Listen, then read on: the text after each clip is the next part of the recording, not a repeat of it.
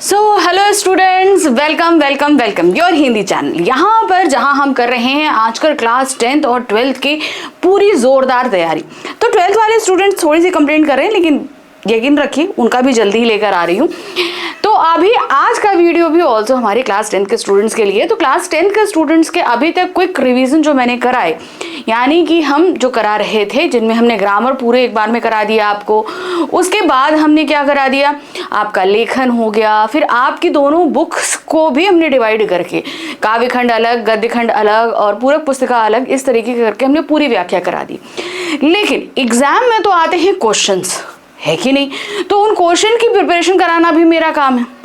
अब क्वेश्चन आते हैं आपके दो फॉर्म में, एक तो रहता है सब्जेक्टिव यानी कि वर्णनात्मक प्रश्न रहता है, और दूसरा रहता है ऑब्जेक्टिव यानी कि बहुविकल्पीय प्रश्न, जो कि गद्यांश पद्यांश आधारित आते हैं। तो बहुविकल्पीय प्रश्न तो हम कराएंगे ही कराएंगे, लेकिन अभी हम करा रहे हैं आपको आपके वर्णनात्मक प्रश्न। अब इनको भी जैसे कि हमने डिटेल एक्सप्लेनेशन किया था डिवाइड करके, वैसे ही एज इट इज इसको भी हम डिवाइड करके ही करेंगे, क्योंकि एक बार में हम पूरा पढ़ाने की अगर हमने कोशिश कर दी तो शायद आपके लिए परेशानी हो सकती है।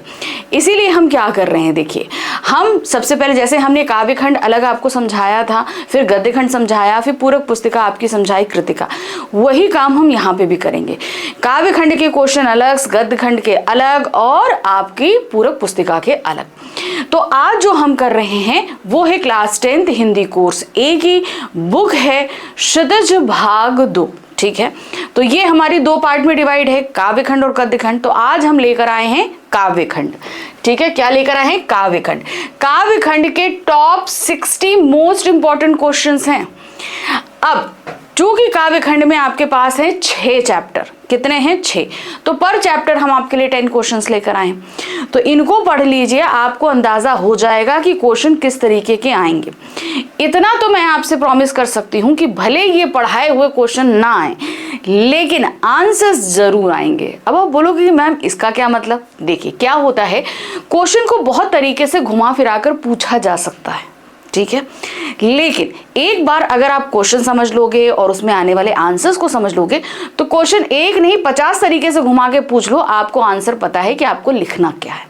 तो इसलिए हमेशा कहती हूँ क्वेश्चन पढ़ो और उसको समझो, तब आंसर पे पहुंचो। तो मैंने क्या बोला, क्वेश्चन भले ना आए पढ़ाए हुए, लेकिन आंसर जरूर आ जाएंगे जो मैं यहाँ पर पढ़ा रही हूँ, इसकी गारंटी ले रही हूँ, ठीक है? चलिए, तो अभी तक मैंने पर चैप्टर के भी इंपॉर्टेंट क्वेश्चन कराए हैं और अब ये टॉप 60 क्वेश्चन तो करा ही रही हूँ। अगर आप इतना भी पढ़ लोगे, यानी कि पर चैप्टर इंपॉर्टेंट क्वेश्चन और ये, तो आपका पूरा पेपर रेडी हो जाएगा, इतना मैं गारंटी ले रही हूँ, ठीक है? तो चलिए अब शुरू कर रहे हैं टॉप 60, यानी कि पूरी तैयारी एक ही बार में हम कर लेंगे। आज काव्य खंड हमारा पूरे क्वेश्चंस तैयार हो जाएंगे। पहला प्रश्न, तो ये एक प्रश्न नंबर 1 से लेकर 10 तक हमारे कहां से रहेंगे? हमारा फर्स्ट चैप्टर सूरदास जी के पद से, ठीक है? फर्स्ट चैप्टर है। तो सूरदास के पद में उद्धव के व्यवहार की तुलना किनसे और क्यों की गई है? तो वहां पर 2 लोगों से की गई है। पहला क्या था? कमल के पत्ते, और दूसरा तेल की गागर। अब चूंकि ये बात आती है कि आपको ये सारे आंसर 25 to 30 वर्ड्स के लिए लिखने हैं, मैक्सिमम आप अगर लिखोगे तो 6 लाइन में आपका आंसर आ जाएगा, 5 to 6 लाइन में आंसर आ जाएगा। अब उस कंडीशन में या तो अगर आप 6 लाइन्स में लिख रहे हो तो 3 लाइन्स एक पे और 3 लाइन्स एक पे लिख के खत्म कर दो, 6 लाइन मैक्सिमम इतना आपका आ जाएंगे 25 to 30 वर्ड्स। लेकिन अगर चाहो तो आप पॉइंट नंबर 1 और 2 डालकर भी लिख सकते हो, हेडिंग्स मत डालो, ठीक है? अब सबसे पहले क्या है, कमल के पत्ते से करी है। पहला, उन्होंने उद्धव को कमल के पत्ते के समान कहा है, जो जल के भीतर रहता है लेकिन उस पर पानी की एक बूंद का भी निशान नहीं पड़ता। जिस प्रकार उद्धव श्री कृष्ण के साथ रहे, मगर उनके प्यार का असर, उनके प्रेम का असर, उनके स्नेह का असर जो है वो उद्धव पर नहीं पड़ा, ठीक? दूसरा है तेल की गगरी से। दूसरा उदाहरण, उद्धव के व्यवहार की तुलना तेल की गगरी से की गई है, जिस पर पानी की एक बूंद नहीं ठहरती। इस प्रकार उद्धव कृष्ण प्रेम से अधूरे रह गए। वे अगर चाहते तो कृष्ण प्रेम को पाकर अपना जीवन सफल कर सकते थे। और गोपियां उद्धव से कहती हैं कि तुमने कभी प्रेम रूपी नदी में अपना पांव नहीं डुबोया, नहीं तुम्हारी दृष्टि ही उनके सौंदर्य मुग्ध हुई, इसीलिए तुम हमें कृष्ण को भुलाने का संदेश दे रहे हो। ठीक है। तो यहाँ पर आपको सीधे सीधे हमने क्या बताया, दो चीजों से तुलना की गई थी, वो तो हमने लिख ही देंगे, लेकिन तीसरा एक पॉइंट ऐड कर देना यहाँ पर कि तुमने उनकी प्रेम रूपी नदी में पैर तो डाला ही नहीं, पैर डुबोने की तो बात दूर, तुमने उस पर दृष्टि तक नहीं डाली। ठीक है, तो इस तरीके से करके आप 6 लाइन में अपना आंसर कवर कर लेना। देखो मैं आंसर्स लिखने के छोटे छोटे टिप्स भी दे रही हूँ। क्वेश्चन में अगर आपसे पूछा जाए कोई 2 विशेषता बताइए, या आप क्या क्या कर सकते हैं, या जैसे हम लोग अभी उसमें करेंगे, कृतिका में करेंगे, तो जन संरक्षण के लिए क्या कर सकते हैं, वन संरक्षण के लिए क्या कर सकते हैं, तो ये सारी चीजें आप पॉइंट्स में दे सकते हो। अगर उन्होंने बोला 2 विशेषताएं, पॉइंट्स में दे दो। ठीक है, बहुत सारे बच्चे पूछते हैं कि मैम पॉइंट्स में आंसर लिख सकते हैं, बहुत सारे आंसर्स पॉइंट्स में होते हैं और बहुत सारे नहीं भी होते हैं, तो ये डिपेंड करता है क्वेश्चंस पे। अगर आपसे पूछा जा रहा है 1 या 2 या 3 चीजें आप बताइए या विशेषताएं बताइए, या जैसे अभी यहाँ पर पूछा गया उनकी तुलना किस किस से की गई, तो 2 से करी गई, उन्हें आप पॉइंट में लिख सकते हो। लेकिन बहुत सारे सब्जेक्टिव आंसर्स होते हैं जिन्हें हम पॉइंट्स में नहीं लिख सकते। ठीक है, अब आ जाते हैं, गोपियों द्वारा उद्धव को भाग्यवान कहने में निहित व्यंग को स्पष्ट कीजिए। अब जैसे ये आंसर है, अब इसमें कोई 1 2 3 चीज तो पूछी नहीं है, तो इन्हें हम पॉइंट्स में नहीं देख सकते, इसे हमें पूरा आंसर बनाकर लिखना पड़ेगा।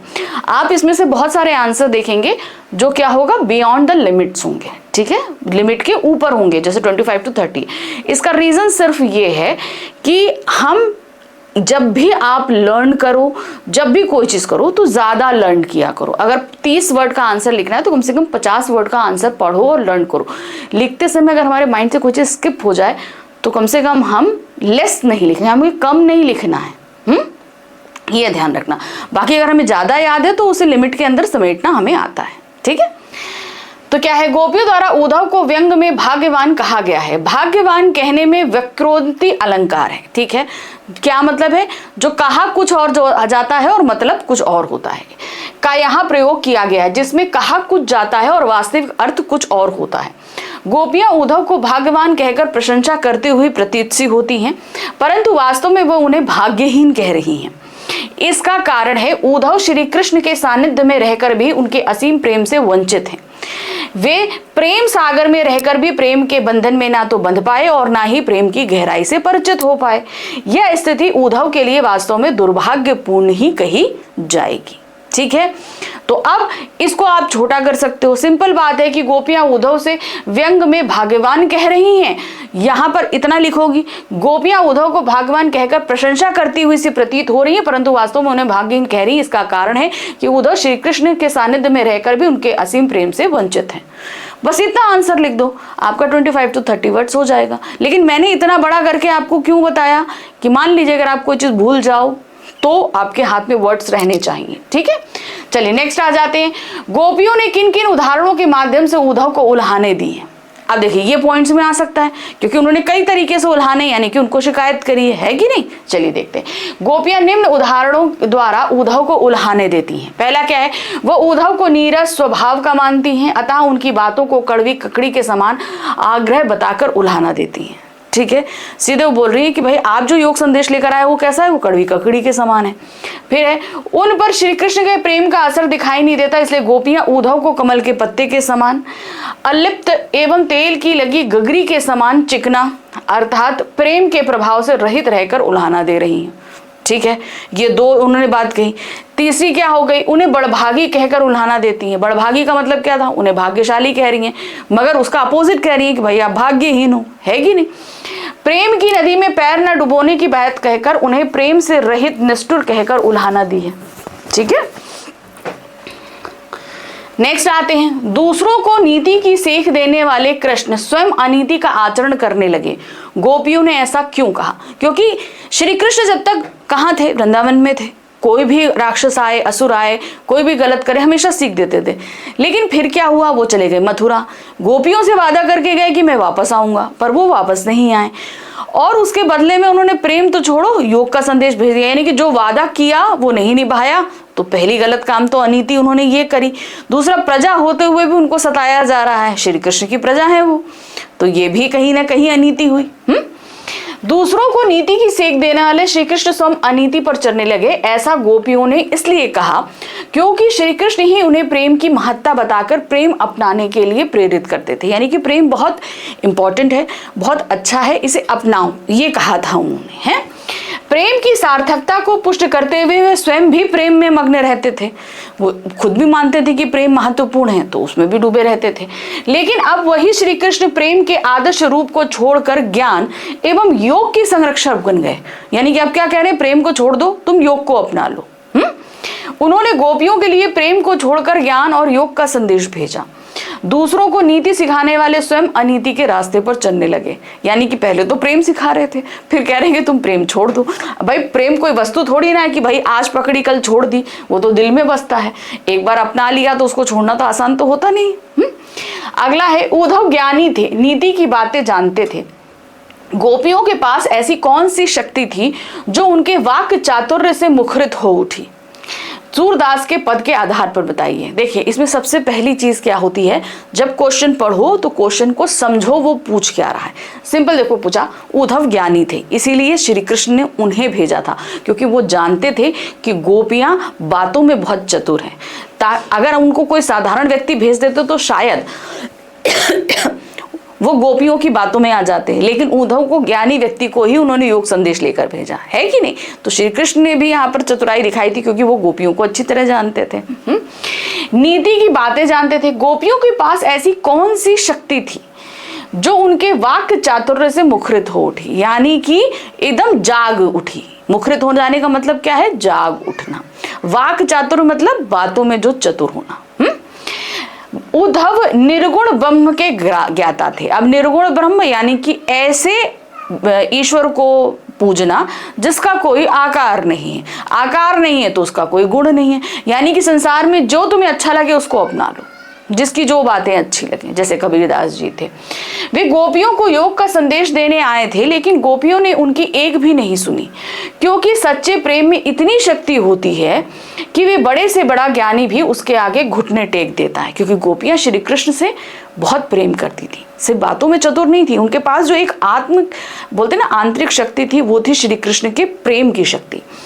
गोपियों के पास श्री कृष्ण के प्रति सच्चे प्रेम तथा भक्ति की शक्ति थी, जिस कारण उन्होंने उद्धव जैसे ज्ञानी और नीतिज्ञ को भी अपने वाक्य चातुर्य से परास्त कर दिया। यानी कि श्री कृष्ण ने समझ दिखाते हुए तो उद्धव को भेजा, लेकिन गोपियों के पास जो शक्ति थी शायद वो इस पूरे ब्रह्मांड में किसी के पास नहीं थी। वो बातों में तो चतुर थी, मगर उनके पास जो सर्व शक्ति थी वो थी प्रेम की शक्ति। अगला प्रश्न है, जागत सोवत स्वप्न दिवस निशि कान्हा कान्हा जकरी। इस पंक्ति द्वारा गोपियों की किस मना स्थिति का वर्णन किया है?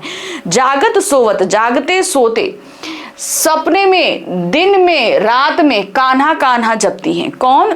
जो है गोपियां। तो इससे पता चलता है कि गोपियां पूरी तरीके से श्री कृष्ण के प्रेम में डूबी हैं, हर वक्त उनके बारे में सोचती हैं, हर वक्त उनको याद करती हैं, है कि नहीं?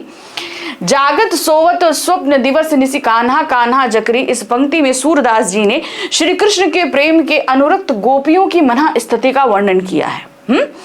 वे श्री कृष्ण के प्रेम में इस प्रकार डूबे हुए हैं कि दिन रात सोते जागते, यहाँ तक कि स्वप्न में भी श्री कृष्ण के राम नाम की रट लगा रखी है। वे श्री कृष्ण को मन कर्म वचन से अपने हृदय में बसाया है। उन्होंने दिया ना, मन कर्म वचन नंद नंदन उर धारे। तो इसका मतलब सीधे क्या है, मन कर्म वचन से हमने नंद बाबा के जो पुत्र हैं श्री कृष्ण को अपने मन में बसा रखा है। उन्हें श्री कृष्ण के बिना संसार सूना लगता है। वास्तव में इस पंक्ति में गोपियों के एक निष्ठ प्रेम की अभिव्यक्ति होती है। यानी कि वो पूरी तरीके से कहाँ डूबे हैं? श्री कृष्ण के प्रेम में डूबी हुई हैं। गोपियों को कृष्ण में ऐसे कौन से परिवर्तन दिखाई दिए जिनके कारण वे अपना मन वापस पा लेने की बात कहते हैं? क्या चेंजेस हुए? अब देखो, पहले तो श्री कृष्ण यहाँ थे, वो सबसे प्यार करते थे, बात करते थे, समय बिताते थे। लेकिन जब मथुरा चले गए तो क्या हुआ? अब प्यार तो छोड़ो, प्यार का जवाब प्यार से भी नहीं दे रहे, वो योग से दे रहे। अब उन जो है गोपियों, उनके अनुसार क्या है, वहां जाके वो राजा बन गए, उन्होंने राजनीति पढ़ ली। पहले बहुत चतुर थे, अब तो और ग्रंथ पढ़ के और ज्यादा चतुर हो गए, ऐसा वो सोच रहे हैं। गोपियां जब उद्धव द्वारा श्री कृष्ण के भेजे गए ज्ञान एवं योग के संदेश को सुनती हैं तो उन्हें लगता है कि मथुरा पहुंचकर उनका हृदय परिवर्तित हो गया है। मतलब यहाँ तक तो वो हमारे प्रेम में थे, लेकिन जब मथुरा पहुंचे तो वहां सब कुछ बदल गया। वे सरल हृदय के ना रहकर कठोर राजनीतिज्ञ बन गए एवं राजनीति की चालें चलने लगे। तभी तो उन्होंने ज्ञान एवं योग का संदेश उनके लिए भेजा। वे राजधर्म का पालन करने के स्थान पर अनीतिपूर्ण व्यवहार करने लगे। अब उन्हें उनके प्रेम की रति भी परवाह नहीं है, यानी कि अब वो गोपियां श्री कृष्ण को कितना चाहती हैं उन्हें कोई वो नहीं है। इसलिए गोपियां श्री कृष्ण से अपना मन वापस लेने की बात कहती हैं। भाई अब तुम बदल गए हो, जो हमारा मन लेकर गए थे वो हमको वापस कर दो, ऐसा वो कहती हैं।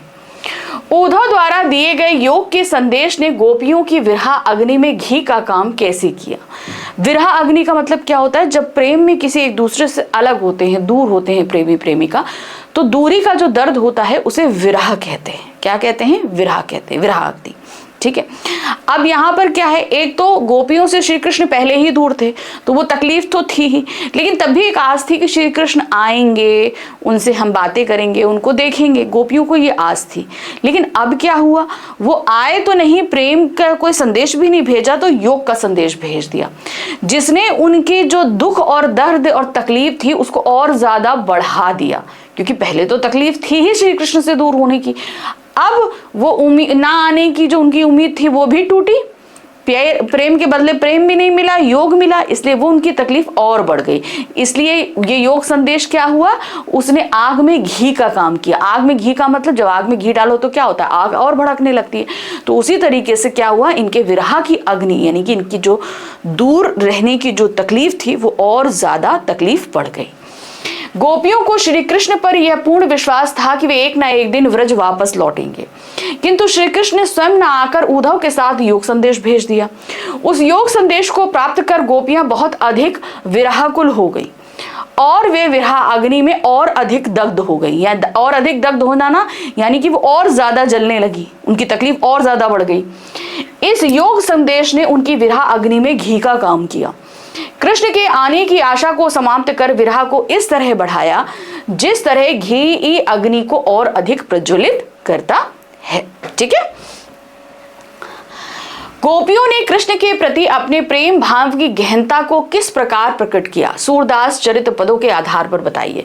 उन्होंने किस तरीके से बताया कि वो श्री कृष्ण से बहुत ज्यादा प्रेम करती हैं। तो उन्होंने क्या बताया था, गुड़ चाटी भोरी, यानी कि वो जो गुड़ और चींटी का जो उदाहरण दिया था उन्होंने उसके माध्यम से, और वो हारिल पक्षी वाला भी दो उदाहरण उन्होंने दिए थे। चलिए देखते हैं यहाँ पर क्या दिया है। गोपियों ने श्री कृष्ण के प्रति अपने प्रेम भाव की गहनता को प्रकट करने के लिए स्वयं को हारिल पक्षी के समान बताया और श्री कृष्ण को प्रेम को हारिल की लकड़ी के समान, है ना, उन्होंने बताया था ना, खुद पक्षी है और वो क्या है, वो लकड़ी पकड़े रहता है तो वो उसके जीवन का सहारा होता है। तो गोपियों के जीवन का सहारा क्या है, श्री कृष्ण का प्रेम। तो श्री कृष्ण के प्रेम को वो क्या बोलती हैं, हारिल की लकड़ी, जिसे वे दृढ़ता से पकड़े हुए हैं। वे मन, क्रम और वचन से श्री कृष्ण को अपने हृदय में धारण किए हुए हैं। वे श्री कृष्ण के प्रेम में उस तरह से बंधी हुई हैं जिस तरह गुड़ से चींटियां चिपटी रहती हैं। ठीक है, क्या होता है, गुड़ से जाकर चींटियां चिपट जाती है, उसी खाती हैं और उसी में अपने प्राण त्याग देती हैं। श्री कृष्ण के प्रति अगाध प्रेम के कारण ही वे विरह वृथा को सहन कर रही हैं। इस प्रकार गोपियों ने श्री कृष्ण के प्रति अपने प्रेम की अनन्यता एवं गहनता को पुष्ट किया है कि मतलब उनका प्रेम कितना गहरा है, इस चीज को उन्होंने इन दो उदाहरणों के माध्यम से बताने की कोशिश करी है। अगला प्रश्न है, गोपियों के मन की व्यथा क्या थी, वह मन ही में क्यों रह गई। गोपियों को क्या था, श्री कृष्ण भाई मथुरा गए हैं, उनसे दूर हैं, तो उन्होंने अपने मन की बहुत सारी बातें, अब सब कुछ जो है अपने घर, अपने दिल में रखी हुई थी कि जब श्री कृष्ण आएंगे तो हम उनसे ऐसे बताएंगे, ऐसे बोलेंगे, ऐसे करेंगे। लेकिन श्री कृष्ण तो आए नहीं, तो इस तरीके से उनके मन की तकलीफ, मन का प्रेम, सब कुछ उनके मन के अंदर ही रह गया। जब श्री कृष्ण के मथुरा वापस नहीं आने का संदेश गोपियां सुनती हैं तो गोपियां उद्धव से अपनी पीड़ा बताते हुए कह रही हैं कि हमारे मन की इच्छाएं हमारे मन में ही रह गई, क्योंकि हम श्री कृष्ण से ये कह नहीं पाई कि हम उनसे प्रेम करती हैं। कहने का तात्पर्य यह है कि श्री कृष्ण के गोकुल छोड़कर चले जाने के उपरांत उनके मन की स्थिति श्री कृष्ण के प्रति प्रेम भावना में ही रह गई।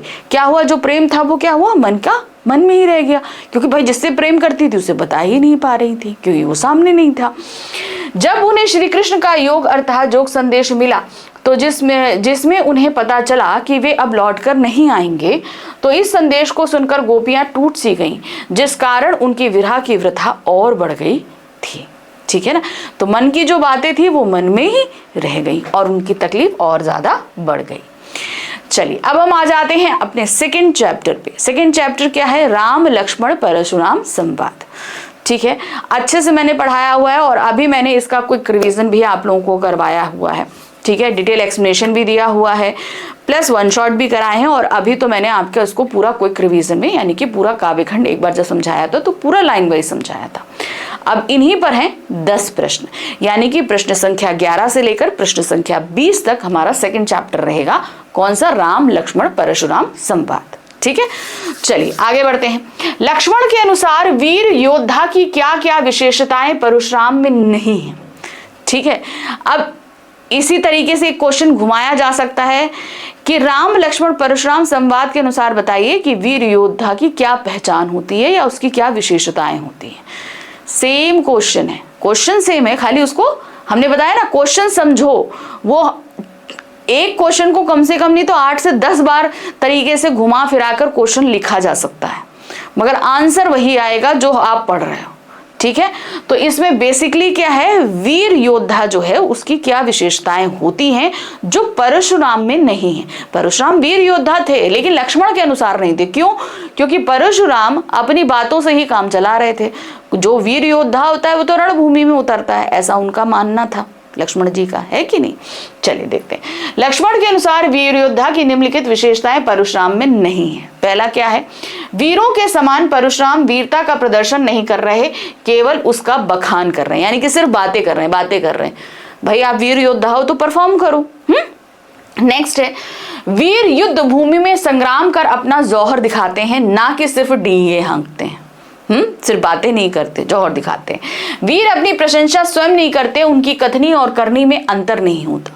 वीर योद्धा का जो काम होता है वो प्रशंसा का पात्र होता है, लोग उसको देख के प्रशंसा करते हैं। दूसरी चीज की थी कथनी और करनी।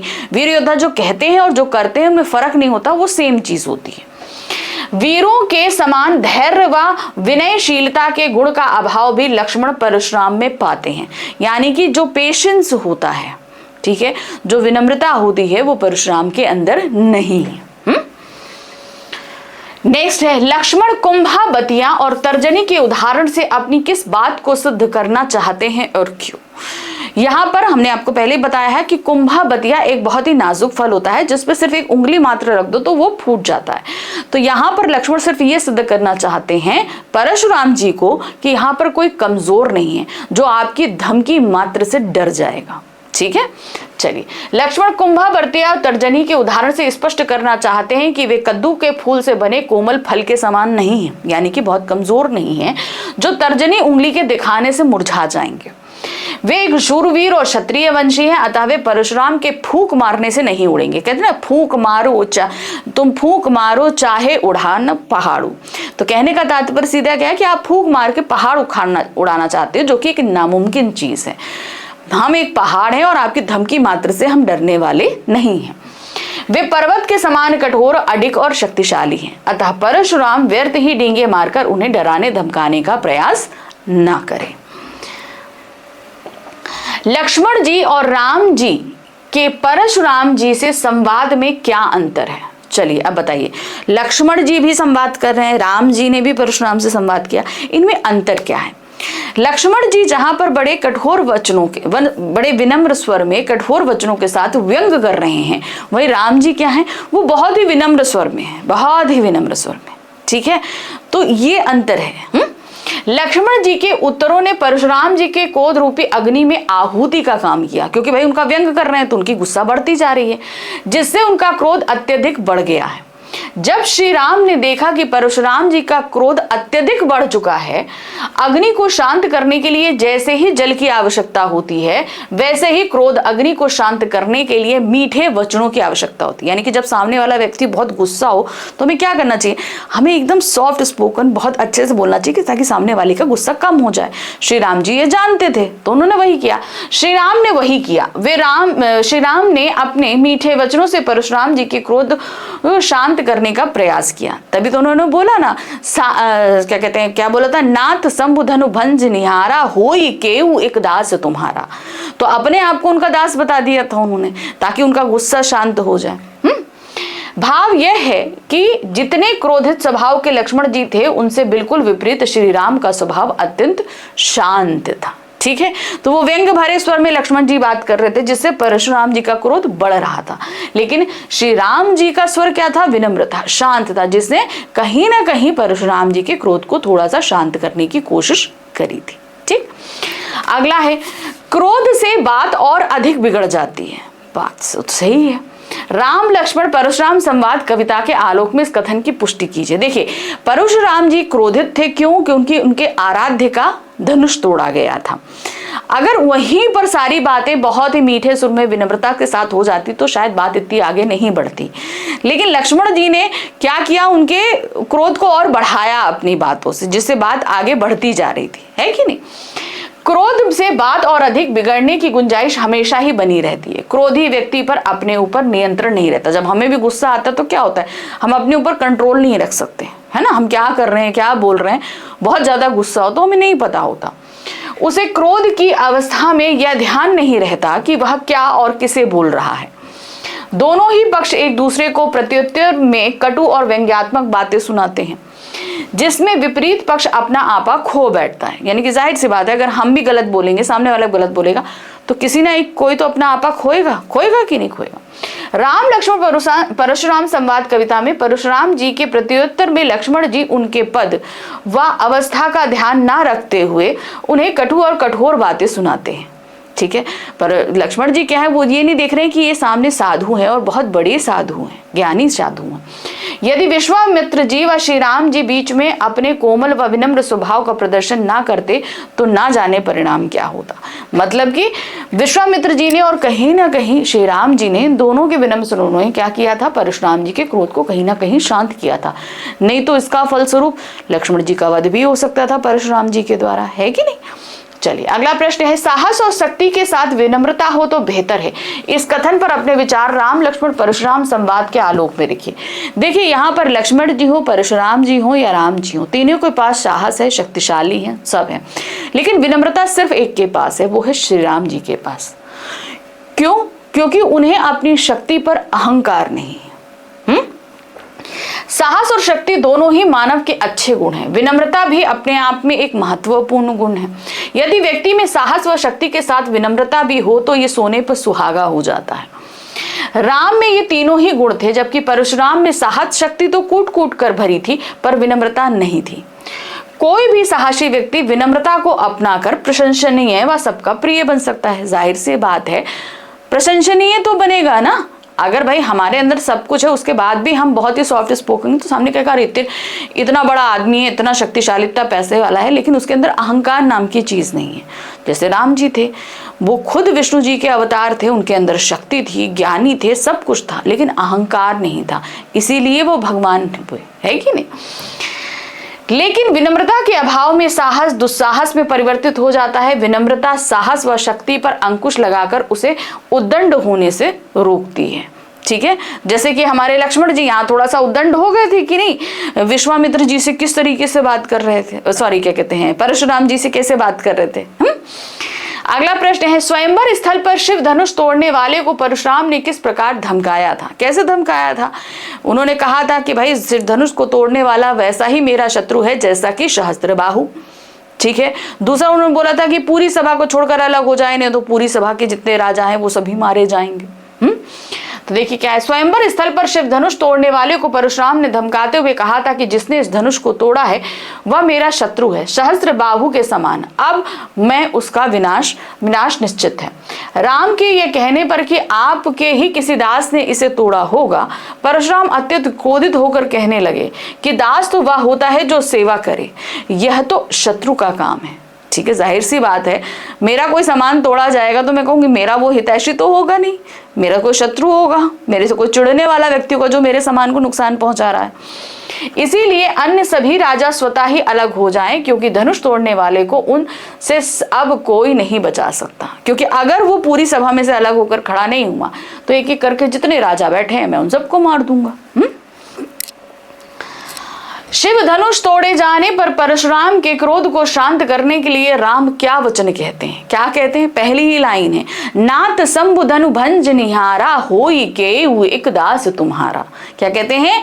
हे प्रभु, इस शिव धनुष को तोड़ने वाला आपका कोई दास ही होगा। ठीक है, तो ये एकदम विनम्र स्वर में बोलते हैं।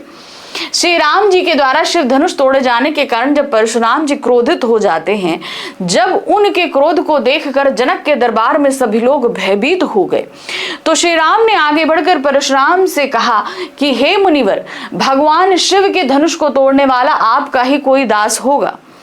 आपकी क्या आज्ञा है? आप मुझसे क्यों नहीं कहते? कहने का तात्पर्य यह है कि श्री राम ने परशुराम जी के क्रोध को शांत करने का प्रयास किया था, यानी कि मैं दास हूं, बोलिए कि मैं क्या कर सकता हूं, आप जो कहेंगे मैं वो आपके लिए करूंगा। अगला प्रश्न है, परशुराम जी के क्रोध का लक्ष्मण किस तरह मजाक बनाते रहे? अब देखिए, यहाँ पर कई चीजें मैंने आपको बता दी हैं, आप इसमें से खाली 2 चीजें उठाकर लिखना, आपकी वर्ड लिमिट के अंदर रहेगा। ठीक है, और मैंने कई चीजों को इसलिए सम्मिलित किया ताकि हो सकता है आपको एक इंसिडेंट याद रहे, दूसरा आप भूल जाओ। ठीक है, इस वजह से परशुराम जी के क्रोधपूर्ण वचनों को सुनकर लक्ष्मण जी ने परशुराम जी का अपमान करते हुए कहा कि बचपन में उन्होंने ऐसे छोटे छोटे बहुत से धनुष तोड़ डाले, किंतु ऐसा क्रोध तो कभी किसी ने नहीं किया जिस प्रकार परशुराम जी कर रहे हैं। ये चीज इतनी कहा, बस इतना ही लिख दोगे तो भी आपका आंसर पूरा हो जाएगा। इसी धनुष पर उनकी इतनी ममता क्यों है? लक्ष्मण ये भी कहते हैं कि इस धनुष के टूटने से क्या लाभ है तथा क्या हानि। यह बात उनकी समझ में नहीं आ रही है, क्योंकि श्री राम जी ने तो इसको केवल छुआ था, लेकिन यह धनुष तो छूते ही टूट गया। फिर इसमें श्री राम जी का क्या दोष? लक्ष्मण परशुराम जी के क्रोध को बेमतलब का मान रहे थे, क्योंकि उन्हें नहीं पता था कि उस धनुष के साथ परशुराम जी के क्या भाव जुड़े हैं। तो ठीक है, यहाँ पर 2 चीजें मैंने आपको बताई हैं, 1 और 2। तो आप चाहो तो सिर्फ 1 लिख दोगे और बता दोगे कि परशुराम जी के उनके साथ क्या भाव जुड़े हैं। ये लक्ष्मण जी नहीं जानते थे, इसीलिए उनके साथ ऐसे कटु वचनों में बात कर रहे थे। सिंपल एंड लाइन उसके साथ जोड़ देना। अगला प्रश्न है, लक्ष्मण की व्यंग भरी बातें सुनकर परशुराम जी कैसे उत्तर देते हैं? अब जाहिर सी बात है, जब लक्ष्मण जी ऐसी व्यंग्य भरी बातें करेंगे तो परशुराम जी उतना ही क्रोधित होकर उत्तर दे रहे थे, है कि नहीं? लक्ष्मण जी व्यंग्य भरी बातें सुनकर परशुराम जी अत्यंत क्रोधित हो जाते हैं। वे लक्ष्मण जी से कहते हैं कि मृत्यु के वश में होने से उन्हें यह भी होश नहीं कि वे क्या बोल रहे हैं, यानी कि तुम्हारे ऊपर काल मंडरा रहा है कि तुम क्या बोल रहे हो, ये तुम्हारी समझ में खुद नहीं आ रहा है, क्योंकि वे समस्त विश्व में विख्यात भगवान शिव के धनुष की तुलना अपने बचपन के तोड़े हुए धनुषों के साथ कर रहे हैं। ठीक है, कि मतलब जो बचपन में तोड़ डाले वो शिव के धनुष के समान थे, ऐसा उनका कहना था। परशुराम जी अपने आराध्य भगवान शिव के धनुष के टूटने से अत्यंत दुखी हैं और धनुष को तोड़ने वाले को अपने शत्रु की तरह देख रहे हैं। तो इसी तरीके से वो उत्तर देते हैं कि भाई तुम ऐसे क्यों कह रहे हो। चलिए, अंतिम प्रश्न है हमारे 2nd अध्याय का। क्या है? परशुराम जी लक्ष्मण जी को अपने क्रोध परिचय कैसे देते हैं और वे लक्ष्मण जी को नुकसान क्यों नहीं पहुंचाते? तो वो अपना बताते हैं ना कि भाई मैं बाल ब्रह्मचारी हूं, अति क्रोधित हूं, ये पूरा विश्व जानता है। ठीक है, मैंने कितने बार इस पृथ्वी को क्षत्रियों से विहीन कर दिया और ब्राह्मणों को चलाने के लिए दे दिया। सहस्त्रबाहु जैसे राक्षस की एक एक भुजा को काटकर उसका नाश किया। तो इस तरीके से वो अपने क्रोध का परिचय दे रहे थे, मैं बाल ब्रह्मचारी हूं मगर अति क्रोधी हूं, ये चीज उन्होंने बताई। दूसरा क्या है, लक्ष्मण जी को नुकसान क्यों नहीं समझ रहे? क्योंकि वो उसको एक बालक की तरह समझ रहे हैं, क्योंकि भाई चाहे जितना शक्तिशाली व्यक्ति हो एक बच्चे पे हाथ नहीं उठाता है। तो वे कह रहे हैं कि भाई तुम एक बालक हो, इसलिए मैं तुम पर हाथ नहीं उठा रहा हूं, तुम्हें बालक समझ के छोड़ रहा हूं। परशुराम जी लक्ष्मण जी को अपने क्रोध परिचय देते हुए कहते हैं कि लक्ष्मण उनसे भिड़कर अपने माता पिता को चिंता में ना डालें, अर्थात अपनी मौत को ना बुलाएं। उनका फरसा बहुत भयंकर है, गर्भ में पल रहे बच्चों का भी नाश कर डालता है, अर्थात उनके फरसे की गर्जना सुनकर गर्भवती स्त्रियों का गर्भपात हो जाता है। कहने का यह तात्पर्य है कि परशुराम जी लक्ष्मण जी को समझाने का प्रयास कर रहे हैं कि उन्हें जब क्रोध आता है तो वे किसी बालक को भी मारने से नहीं हिचकिचाते, किंतु वे लक्ष्मण जी को नुकसान नहीं पहुंचाना चाहते। कहने का तात्पर्य यह है कि परशुराम जी केवल उस व्यक्ति को सजा देना चाहते थे जिसने उनके आराध्य शिव के धनुष को तोड़ा था।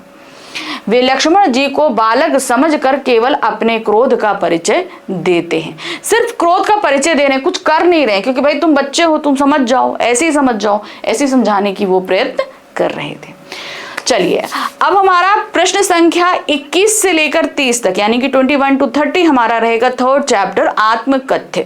जयशंकर प्रसाद जी द्वारा लिखित ये चैप्टर हमें क्या बता रहा है कि किस तरीके से वो उनके मित्र उनसे कहते हैं कि भाई आत्मकथा लिखिए, लेकिन उन्होंने क्या कह दिया था कि मेरे जीवन में कुछ ऐसा नहीं है। ना कहते हुए भी उन्होंने अपने जीवन के बारे में बहुत सारी चीजें हमें बता दी, ठीक है। और उन्होंने जो कविता लिखी वो क्या हुई, आत्मकथ्य बन गई। तो उसी पर है हमारे ये 10 प्रश्न। पहला प्रश्न है, आत्मकथ्य कविता के माध्यम से प्रसाद जी के व्यक्तित्व की जो झलक मिलती है वह उनकी ईमानदारी और साहस का प्रमाण है, स्पष्ट कीजिए। क्योंकि देखिए उनसे उनके मित्रों ने कहा आत्मकथा लिखिए, तो वो कह रहे थे कि मेरे जीवन में बहुत सारे लोग ऐसे हुए जिन्होंने मुझे छला, अगर मैं आत्मकथा लिखूंगा तो मुझे उनके बारे में लिखना पड़ेगा, झूठ मैं लिख नहीं सकता। तो यहाँ पर बताया जा रहा है कि वो आत्मकथा लिखना चाहते पूरी ईमानदारी से, झूठ नहीं लिखना चाहते, इसलिए वो मना ही कर देते हैं कि भाई मैं नहीं लिखूंगा। आत्मकथ्य कविता में कवि ने अपनी उन स्थितियों का भी चित्रण किया है जब वे निराशा और विफलता का सामना करना पड़ा। उन्होंने अपनी कमियों, अभावों, संघर्षमय पलों का यथार्थ चित्रण किया, यानी कि उनके जीवन में जो जो परेशानियां आई उन्होंने सिर्फ एक एक झलक हमको दिखा दी, जिन्हें बताने में लोगों को शर्मिंदगी होती है। यानी कि दूसरों के द्वारा मुझे धोखा दिया गया, ये बात भी उन्होंने बता दी। उनकी जो प्रेमिका थी वो भी ज्यादा समय तक उनके साथ नहीं रही, उनके अपनों ने उन्हें धोखा दिया, ये बात भी उन्होंने बता दी, ठीक है। तो ये सारी चीजें कहीं ना कहीं सबको बताने के लिए खुद हिम्मत चाहिए होती है कि हाँ मैं इतना बेवकूफ था कि मुझे लोगों ने छला।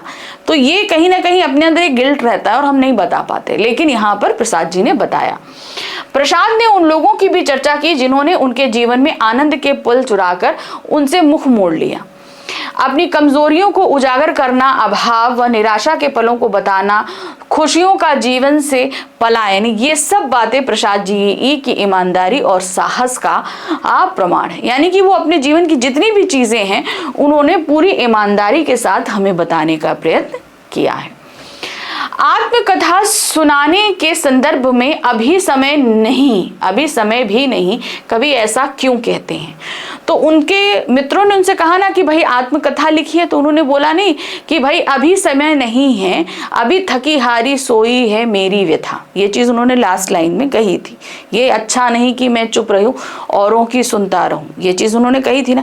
तो उन्होंने ये बात ऐसी क्यों कही है, क्या कारण है? आत्मकथा सुनाने के संदर्भ में अभी समय भी नहीं, कवि ने ऐसा कई कारणों से कहा है। सर्वप्रथम उसे ऐसा लगता है कि अभी तक उसे कोई ऐसी विशिष्ट उपलब्धि प्राप्त नहीं हुई है कि जिससे वह दूसरों का प्रेरणा स्रोत बन सके, ठीक है।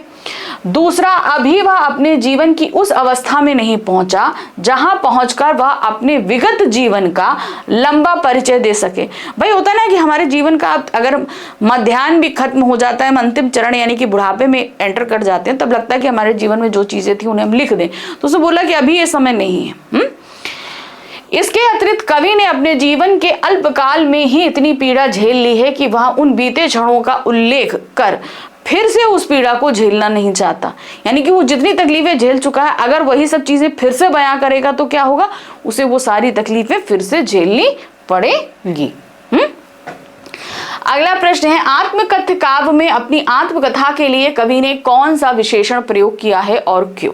उन्होंने भोली कहा है, अभी भोली सोई है मेरी आत्मकथा, ये चीज बोला ना, कई विशेषण लिए। देखिए आत्मकथ्य कविता में जयशंकर प्रसाद ने अपनी आत्मकथा के लिए भोली या सरल विशेषण का प्रयोग किया। यानी कि मेरे जीवन की जो कथा है वो बहुत ही सरल है, उसमें ना इतनी ज्यादा उपलब्धियां हैं कि जो दूसरों को बताया जा सके।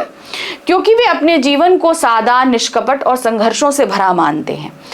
वे इसे व्यंग, मलिन उपहास भी कहते हैं, क्योंकि उन्हें डर है कि अपनी आत्मकथा लिख के वे अपनी ही कमियों का मजाक बनाने के साथ साथ निजी यादों को भी सार्वजनिक कर देंगे। यानी कि जो उनकी बहुत पर्सनल है, जैसे खासतौर से उन्होंने जो समय अपनी प्रेयसी के साथ बिताया, तो उनको क्या लगा कि ऐसा ना हो कि मैं दूसरों के वो भी मेरे को बताना पड़े। स्मृति को पाथेय बनाने से कवि प्रसाद का क्या आश्रय है? देखिए स्मृति मतलब होती है यादें, पाथेय मतलब होता है रास्ता गुजारने का सहारा, ठीक है। पाथेय क्यों कहा जाता है? पाथेय में बेसिकली पथिक के लिए इस्तेमाल जाता है। पथिक यानी कि जो राही, जो वो चलता है तो उसके लिए बहुत सारे पाथेय होते हैं, जैसे उसके साथ उसका खाना पानी वो उसके रास्ते का सहारा होता है, बीच बीच में रास्ते में आने वाली जो छांव होती है वो उसके का सहारा होता है, मंजिल पर जो उसे मिलने वाला है उसको पाने की चाह होती है, उसे भी पाथेय कहते हैं। उसी तरीके से कवि जो हमारे जयशंकर प्रसाद हैं, उनके इस जीवन रूपी रास्ते को बिताने के लिए उनकी यादें ही, यानी कि उनकी प्रेमिका के साथ बिताई गई जो यादें ही उनके जीवन का एकमात्र सहारा है। स्मृति को पाथेय बनाने से कवि का आश्रय जीवन मार्ग के सहारे से है। कवि ने सुख का जो स्वप्न देखा था वह उसे जीवन में कभी प्राप्त नहीं हुआ, इसीलिए वह स्वयं को थके हुए पथिक की भांति मानता है। क्या है कि वो बहुत थका है। जिस तरह पाथेय यात्रा में यात्री को सहारा देता है, यानी कि क्या होता है, वो अगर पथिक चल रहा है तो क्या है, उसको सहारा देता है, उसे आगे बढ़ने की शक्ति देता है, उसी तरह स्वप्न में देखे गए सुख की स्मृति भी कवि को जीवन मार्ग में आगे बढ़ने की क्षमता देती है कि नहीं हम आगे बढ़ेंगे। वो यादें वो सारी चीजें कहीं ना कहीं हमें क्या करती हैं, आगे बढ़ने में बहुत हेल्प करती है। प्रश्न संख्या 25 है, कवि प्रसाद ने चांदनी रात की गाथा को उज्जवल क्यों कहा है? अब देखिए क्या है, चांदनी रातें बाकी रातों से थोड़ी उजली होती हैं क्योंकि उसमें लाइट ज्यादा होती है, चांद की रोशनी होती है क्योंकि फुल मून होता है। अब चांदनी रात में उन्होंने क्यों बोला? क्योंकि उन रातों में उन्होंने वो समय अपनी प्रेयसी के साथ बिताया था जिसे वो बहुत ज्यादा प्रेम करते थे, और वो यादें आज तक उन्होंने संजो कर रखी हैं। क्यों? क्योंकि वो उनके जीवन को वो एक कहीं ना कहीं सुखद अनुभव देती हैं, ठीक है, उनके जीवन में उजाला करती हैं, इसीलिए उन्होंने उसे उज्जवल गाथा कहा है। कवि ने चांदनी रात की गाथा को उज्जवल इसलिए कहा है क्योंकि वे कवि के निजी प्रेम के मधुर एवं अंतरंग क्षण हैं जो कवि ने अपनी प्रेमिका के साथ व्यतीत किए थे। चांदनी रातों में बिताए गए वे सुखदायक क्षण किसी उज्जवल गाथा की तरह पवित्र हैं, ठीक है, जैसे उज्जवल गाथा पवित्र होती है वैसे अब वो पवित्र क्यों है? क्योंकि वो प्रेम सच्चा था, इसलिए उनको पवित्र कहा गया है। यह कवि के प्रेम की नितांत निजी संपत्ति है और वह इन क्षणों को किसी के साथ बांटना नहीं चाहते। और आप ये भी इसमें ऐड कर सकते हो क्योंकि ये यादें कहीं ना कहीं उनके जीवन में एक उजाला या रोशनी पैदा करती हैं, इसीलिए जिस तरीके से चांदनी रात उज्जवल रहती है, रोशनी रहती है, उसी तरीके से वो यादें भी इनके लिए उज्जवल हैं, इसीलिए उज्जवल गाथा कहा गया है। कवि किस बात को विडंबना मानते हैं, इससे उनके किन गुणों का आभास मिलता है? आत्मकथा कविता के आधार पर लिखे। अब उन्होंने पूरी आत्मकथा लिखते समय विडंबना किसे माना है? ठीक है, चलिए देखते हैं। कवि आत्मकथा लिखने को ही विडंबना मानते हैं क्योंकि ईमानदारी से आत्मकथा लिखने का अर्थ है कि दूसरों के छल कपटपूर्ण व्यवहार का पर्दाफाश करना। यानी मान लीजिए कि अगर ईमानदारी से हम अपने जीवन की आत्मकथा लिखेंगे तो जिन लोगों ने मेरे साथ बुरा किया है मुझे उनके बारे में भी लिखना पड़ेगा कि नहीं लिखना पड़ेगा। तो इस तरीके से मैं ना चाहते हुए भी उन लोगों की बुराई करने पर आ जाऊंगी जो मैं नहीं करना चाहती, क्योंकि मैं अपने जीवन के बारे में लिख रही हूं। इसलिए इसमें ना तो कवि का हित है और ना ही दूसरों का हित। अगर हम दूसरों की बुराई करते तो क्या मेरा फायदा है? नहीं। क्या जिसकी बुराई कर रही हूं उसका फायदा है? नहीं है कि नहीं?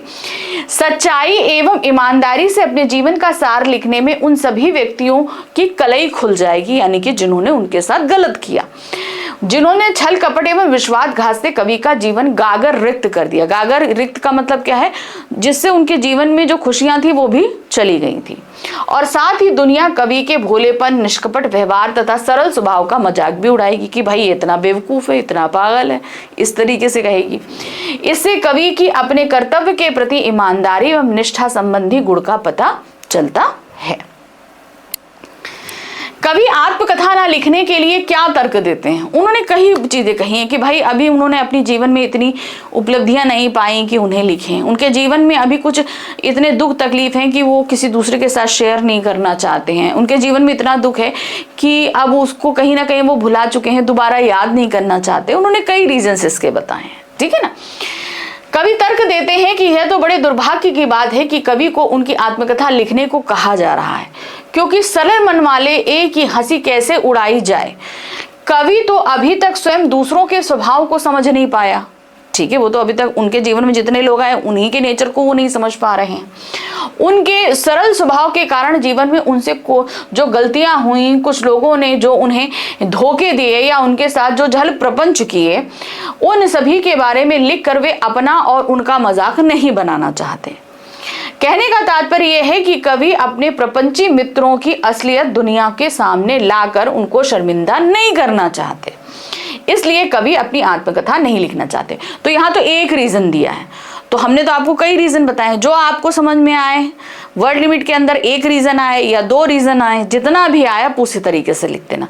या अगर एक ही रीजन आ रहा है ना लिखने का आपकी वर्ड लिमिट के अंतर्गत, तो आप एक लिख देना। अगर वो वर्ड लिमिट को नहीं रीच कर पा रहा है तो दो रीजन लिख देना। तो जिस हिसाब से आए उनको, क्योंकि उन्होंने कई रीजन दिए और मैंने आपको सभी रीजन अभी बता दिए। आत्मकथ्य काव्य में उन कारणों का उल्लेख कीजिए जिनसे कवि को उज्जवल गाथा गाने में कठिनाई हो रही है। उज्जवल गाथा कौन सी थी? उनकी प्रेयसी के साथ बताए गए उनके समय को।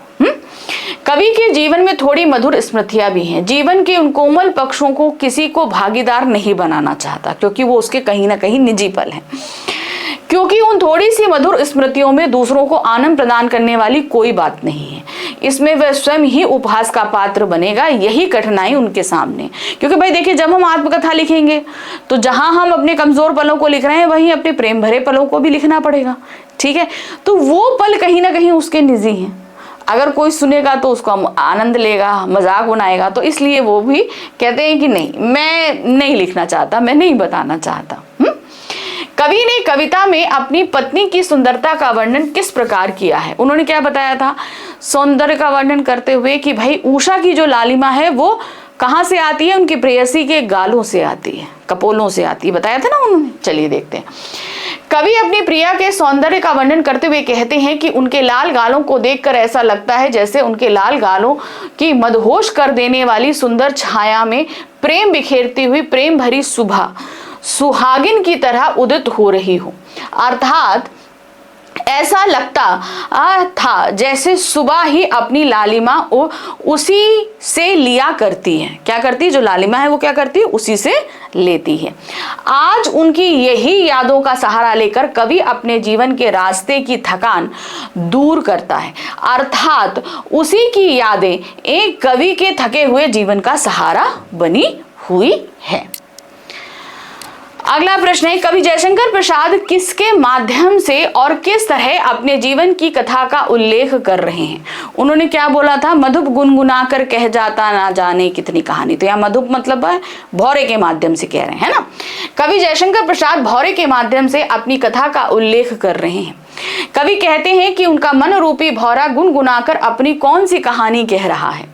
कहने का तात्पर्य है कि जिस तरह से एक भौरा फूलों के आसपास गुंजार करते हुए मंडराता है, ठीक उसी प्रकार आज कवि का मन रूपी भौरा भी अतीत की यादों के आसपास गुनगुना रहा है, गुंजार करते हुए न जाने अपनी कौन सी कहानी कहना चाह रहा है। यानी कि एक तरीके से उनका जो मन है वो कहां चला गया? अपनी पुरानी यादों को खोजने के लिए चला गया है। चलिए अब हम आ जाते हैं अपने नेक्स्ट क्वेश्चन। यहां पर हमारे पास में क्या है? हमारे 3 चैप्टर हो गए, अब हमारे पास हमारा 4th चैप्टर आ रहा है। कौन सा आ रहा है? उत्साह अट नहीं रही। 2 कविताएं थी, ठीक है। चलिए देखिए क्या है। तो यहाँ पर 31 से लेकर 40 तक जो रहेगा हमारी ये 4th चैप्टर रहेगा, ठीक है। कौन सा? उत्साह अट नहीं रही। उत्साह कविता में नव जीवन वाले किसको कहा गया है और क्यों? तो नया जीवन कौन देता है? बादल लेकर आते हैं। तो यहाँ पर बादलों के लिए नवजीवन वाला कहा गया है।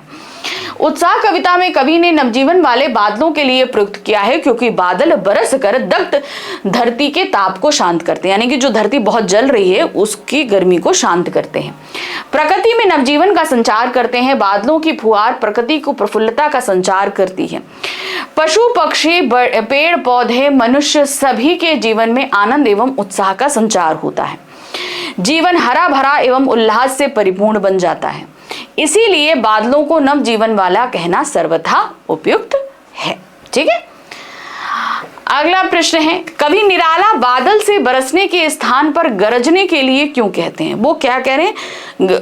खूब गरजो। पहले बरसने की बात तो उन्होंने करी नहीं, उन्होंने कहा गरजने की बात करी। ऐसा उन्होंने क्यों कहा है? कवि समाज में क्रांति और उत्साह की भावना का संचार करना चाहते हैं। यानी कि कहीं ना कहीं बदलाव, और उससे पहले लोग एक्साइटेड हो। तो जैसे बादल आने वाले होते हैं तो क्या होता है, जैसे बादलों की आवाज़ से हम कितना एक्साइटेड हो जाते हैं, उसी तरीके से अगर क्रांति की आवाज़ आएगी तो क्या होगा, लोग उत्साहित होंगे। वह समाज में परिवर्तन एवं नवजीवन लाना चाहते हैं, इसके लिए वह बादल को क्रांति का सूत्रधार मानते हैं। इसके माध्यम से जोश, उत्साह, पौरुष का संचार करना चाहते हैं। बादल के गरजने से ही क्रांति का संदेश जन जन तक पहुंचेगा। बादल का बरसना उनके शांत रूप का प्रतीक है, जबकि वह बादल के गरजने के साथ क्रांति की चेतना को जागृत करना चाहते हैं। इसीलिए वह बादल से बरसने के स्थान पर गरजने को कहते हैं कि भाई तुम बरसो नहीं, क्या करो, पहले गरजो, ताकि यहाँ जितने लोग हैं वो उत्साहित हो, एक्साइटेड हो। उत्साह और अट नहीं रही इन कविताओं के आधार पर निराला की काव्य शिल्प की विशेषताएं लिखी हैं। अब देखिए यहाँ पर क्या है, काव्य बताया है, उन्होंने काव्य 2 कविताएं लिखी हैं, तो लिखने में उन्होंने क्या क्या खूबियां रखी हैं। देखिए दोनों ही चीजें प्रकृति से संबंधित हैं, चाहे फागुन मान की सुंदरता हो, चाहे बादलों का आगमन हो, ठीक है, ये थी ना। तो इसी के आधार पर आपको पूरा उनका शिल्प सौंदर्य लिख देना है। देखिए क्या है, निराला जी छायावाद के प्रमुख कवि माने जाते हैं। छायावाद की प्रमुख विशेषता है प्रकृति चित्रण, जैसे मैंने आपको बताया था। प्राकृतिक उपादानों का मानवीयकरण, जैसे यहाँ पर इन्होंने क्या किया था, उन्होंने कवि को भी बता दिया था, बच्चों के बाल भी बता दिए थे, किसको, बादलों को, है कि नहीं। और यहाँ पर उन्होंने फागुन को क्या, उसका भी मानवीयकरण कर दिया था एक स्त्री के रूप में। उत्साह और अटनहरी दोनों ही कविताओं में प्राकृतिक उपादानों का चित्रण है और मानवीयकरण हुआ है। काव्य के दोनों पक्ष यानी कि भाव पक्ष और शिल्प पक्ष सराहनीय है। छायावाद की अन्य विशेषताएं जैसे गेय छाया, गेयता छाया का मतलब क्या होता है, जितनी भी कविताएं या रचनाएं होंगी उन्हें गाया जा सकता है। प्रवाहमयता यानी कि एक फ्लो होता है उनमें। अलंकार योजना, कई सारे अलंकार हमने इस कविताओं में देखे हैं, मिलती है। भाषा एक और जहां संस्कृत निष्ठ, सामासिक और अलंकारिक है, तो वहीं दूसरी ओर ठेठ ग्रामीण शब्दों का भी प्रयोग दर्शनीय है। तो अब अगर हम दूसरी वाली कविता में आ जाएं तो सट नहीं रही, अट नहीं रही, ये सभी क्या हैं, क्षेत्र ग्रामीण भाषाएं हैं। भाषा सरल, सहज, प्रवाहमयी है। अतुकांत शैली का प्रयोग किया गया, यानी कि इनमें आप कहीं भी देखेंगे राइमिंग वर्ड्स नहीं है, तुक नहीं मिल रहे हैं, इसलिए ये अतुकांत शैली है। अगला प्रश्न है, उत्साह कविता में कवि का कोमल हृदय और क्रांतिकारी रूप दोनों दिखते हैं, यह कैसे कहा जा सकता है। तो देखिए उन्होंने जहां उन्हें बालकों की के मन के हिसाब से, जैसे बच्चों की सोच बदलती है, उनकी डिमांड्स बदलती हैं, उसी तरीके से वहां पे उनको बताया कोमल हृदय हो गए। वहीं उन्होंने कहा बिजली जो है वो गिरा दो, उर में जो बिजली है उसको लिए गिरा दो तो तबाह होगा। तो दोनों चीजें उन्होंने, क्रांति के जरिए उन्होंने तब्दीली करने की बात करी है। उत्साह कविता में कवि ने दोनों रूप इस प्रकार है। पहला है कवि का कोमल हृदय, वे बादलों को बालकों के सरल मन और पल पल में बदलती कल्पनाओं के समान बताया है ना, बालक के से पल। निराला जी बादलों को एक नई कवि की संज्ञा भी दे देते हैं, तो वो कहीं ना कहीं कोमल हृदय को बता रहा है। अब क्रांतिकारी कैसा है, देखिए वे उत्साह से बदलाव का आह्वान कर रहे हैं, नव निर्माण की कामना करते हैं, नए विचारों के साथ आगे बढ़ने की बात करते हैं, यानी कि कहीं ना कहीं वो तब्दीली करने की बात कर रहे हैं। तो उसके लिए विध्वंस भी होगा, तो ये क्या हो जाएगा, क्रांति का रूप हो जाएगा। अगला प्रश्न है, अत्यधिक गर्मी से लोगों की क्या स्थिति है और कवि बादलों से इसका कैसे निवारण करने को कह रही हैं। अब देखिए बादल कब आते हैं, वर्षा ऋतु में आते हैं, और वर्षा ऋतु से पहले होती है ग्रीष्म ऋतु। ग्रीष्म ऋतु में इतनी गर्मी पड़ती है, सिर्फ मनुष्य ही नहीं, जीव जंतु, प्रकृति सभी बहुत ज्यादा विचलित और परेशान हो चुके होते हैं। तो जब ग्रीष्म ऋतु के बाद बादल आते हैं तो क्या होते हैं, वो बादल पानी बरसाते हैं और धरती को ठंडा करते हैं। इससे सिर्फ मनुष्य को ही जो है गर्मी से निजात नहीं मिलती, पशु पक्षी, कीड़े मकोड़े, प्रकृति जितना भी हो, सभी कहीं ना कहीं थोड़ा रिलीफ फील करते हैं। ठीक है, थोड़ा क्या होता है, सहजता उनमें आ जाती है। अत्यधिक गर्मी से संसार के सभी लोग बेहाल, व्याकुल, और अत्यधिक गर्मी के कारण अब उनका मन कहीं नहीं लग रहा है, क्योंकि भाई सभी देखिए हम लोग होता है ना, मई जून की गर्मी कितना परेशान हो जाते हैं, वही चीज होती है। अज्ञात दिशा से आए हुए और पूरे आकाश पर छाए हुए घने बादलों से कवि कहते हैं कि ये वे घंघोर वर्षा करें, तपती धरती को अपने जल से शीतल करें। वे जोरदार आवाज के साथ गरजें और लोगों के मन में नया उत्साह भर दें। तो ये चीज वो कहते हैं कि भाई कैसे करेंगे, तो पानी बरसेगा तो ठंडक होगी। अगला प्रश्न है, कवि ने बादलों की तुलना कवि से क्यों की है? कवि जिस तरीके से नई कविताओं की रचना करता है ना, उसी तरह बादल क्या होते हैं, जो मुरझा गए पौधे हैं, जो कहीं ना कहीं पूरी तरीके से सूख गई धरती होती है, उसमें भी नया जीवन लाते हैं कि नहीं लाते हैं? उसी तरीके से कवि बादलों से चाहते हैं कि वे अपने हृदय से बिजली के समान ऊर्जा वाले विचारों को जन्म दें और फिर उनसे एक नई कविता का सृजन करें। कवि ने बादलों की तुलना कवि से की है क्योंकि जिस प्रकार बादल धरती के सभी प्राणियों को नया जीवन प्रदान करते हैं। अब जो अभी ग्रीष्म ऋतु तक अभी कितना परेशान हो चुके थे, तो अब पानी बरसेगा तो क्या होगा, सबको जो है वो कहीं ना कहीं शीतलता प्राप्त होगी, ठंडक प्राप्त होगा, यानी कि उनको नया जीवन मिलेगा। उसी प्रकार कवि भी हमारे अंदर के सोए हुए साहस को जगाते हैं। कवि बादलों से यह भी निवेदन करते हैं कि बादल अपनी कविता से निराशा, हताश लोगों के मन में एक नई आशा का संचार करें। बादल जोरदार आवाज के साथ गरजे ताकि लोगों में फिर से नया उत्साह भर जाए। अगला प्रश्न है, कवि ने बादलों के रूप सौंदर्य का वर्णन किस प्रकार किया है? उन्होंने क्या बोला था, जैसे एक छोटे बच्चों के बाल घुंघराले से होते हैं, वैसे ही वो अपना रूप बदल रहे हैं। जैसे बच्चों की कल्पनाएं होती हैं, पल पल बदलती हैं, वैसे ही वो भी अपना रूप बदल रहे हैं कि नहीं। देखिए क्या है, कवि ने बादलों के रूप सौंदर्य का वर्णन अत्यधिक सुंदरता से किया है। कवि कहते हैं कि बादल सुंदर सुंदर काले घुंघराले अर्थात गोल गोल छल्ले के आकार के समान है। ठीक है, बादल किसी छोटे बच्चे की कल्पना की तरह होते हैं। कहने का तात्पर्य यह है कि जैसे छोटे बच्चे की कल्पनाएं यानी कि इच्छाएं पल पल बदलती हैं तथा हर पल उनके मन में नई बातें या कल्पनाएं जन्म लेती हैं, ठीक उसी प्रकार बादल भी आकाश में हर पल अपना रूप यानी कि आकार बदलते हैं। थोड़ी देर में आप देखोगे बादल कैसे हैं, फिर वो उड़ के अपना रूप अलग कर लेंगे। तो उसी तरीके से बच्चों की कल्पनाएं भी बदलती रहती हैं। अगला प्रश्न है, उत्साह कविता के शीर्षक की सार्थकता पर प्रकाश डालिए। अब इस कविता में क्या बोला गया है कि इस कविता का नाम उत्साह रखा गया, क्या ये शीर्षक सही है, इस पूरी कविता के साथ मैच कर रहा है, एकदम सूटेबल है, आपको ये बताना है। ठीक है, उत्साह कविता का शीर्षक अत्यंत सार्थक है क्योंकि यह कविता के केंद्रीय भाव को पूर्णतः व्यक्त कर रहा है, यानी कि बादलों के आने से लोगों के मन में जो उत्साह पैदा होता है, या जो हमारा जीवन अगर बहुत शोषित हो चुका होता है, तो अगर क्रांति होती है तो भी हमें उत्साह का अनुभव होता है ना। तो इसलिए ये सार्थक है।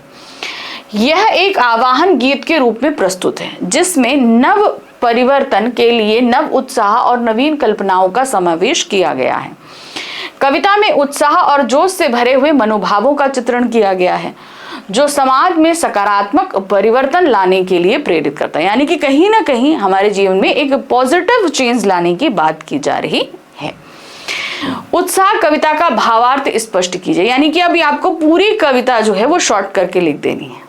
जो उसका अर्थ है, एक तो कविता अपने आप में छोटी है तो उसका आपको पूरा अर्थ यहाँ पर लिख देना है। चलिए देखिए कैसे लिखेंगे। यहाँ पर आपको थोड़ा बड़ा लग रहा है, लेकिन बीच बीच में आप एक दो लाइन को और शॉर्ट कर दोगे तो वो आपकी वर्ड लिमिट के अंदर आ जाएगा। ठीक है, क्योंकि मुझे बड़ा इसलिए लिखना पड़ा क्योंकि मुझे आपको पूरा समझाना होता है। ठीक है, उत्साह कविता में कवि बादलों को संबोधित करते हुए कहते हैं कि तुम जोरदार गर्जना करो और अपनी गर्जना से सोए हुए लोगों को जागृत करो, उनके अंदर एक नया उत्साह, एक नया जोश भर दो। कवि बादलों को एक कवि के रूप में देखते हैं जो अपनी कविता से धरती को नव जीवन देते हैं, क्योंकि बादलों के बरसने के साथ ही धरती पर नया जीवन शुरू हो जाता है। क्योंकि भाई जितनी कोपले हैं, लोग हैं, सभी प्रफुल्लित हो जाते हैं। पानी मिलने से बीज अंकुरित होते हैं और नए नए पौधे उगने शुरू हो जाते हैं। धरती हरी भरी होनी शुरू हो जाती है। लोगों की सोई चेतना भी जागृत होती है। अत्यधिक गर्मी से परेशान लोग जब धरती पर वर्षा हो जाने के बाद भीषण गर्मी से राहत पाते हैं तो उनका मन फिर से नए उत्साह व उमंग से भर जाता है। इसी कारण कवि बादलों से निवेदन करते हैं कि वे जोरदार बरसात कर धरती को ठंडक दें और लोगों में नया उत्साह भर दें। ठीक है, तो इसलिए वो कहते हैं। आखिरी प्रश्न है इस अध्याय का हमारे पास में, यानी कि जो हम 4th चैप्टर पढ़ रहे हैं उसका लास्ट क्वेश्चन है, फागुन मास की प्राकृतिक शोभा का वर्णन अपने शब्दों में कीजिए। जो हमारी दूसरी कविता है उसमें पूरी तरीके से फागुन मास की सुंदरता के बारे में बताया है, ठीक है। तो उसे आपको अपने शब्दों में लिखना है, यानी कि एक तरीके से आप ये समझ लो उस कविता का भी भावार्थ आपसे पूछा जा रहा है, आप इस तरीके से करो, ठीक है। फागुन मास में प्रकृति की शोभा देखते ही बनती है, वसंत के आगमन से सर्वत्र हरियाली छा जाती है, वृक्ष पेड़ पौधे नव पल्लव एवं पुष्पों से भर जाते हैं, भंवरे गुंजार करने लगते हैं, वातावरण सुगंध से भर उठता है, शीतल मंद सुगंध से युक्त हवा बहने लगती है, पर्यावरण प्रफुल्लित हो जाता है, सर्वत्र उल्लास एवं उत्साह का संचार होने लगता है।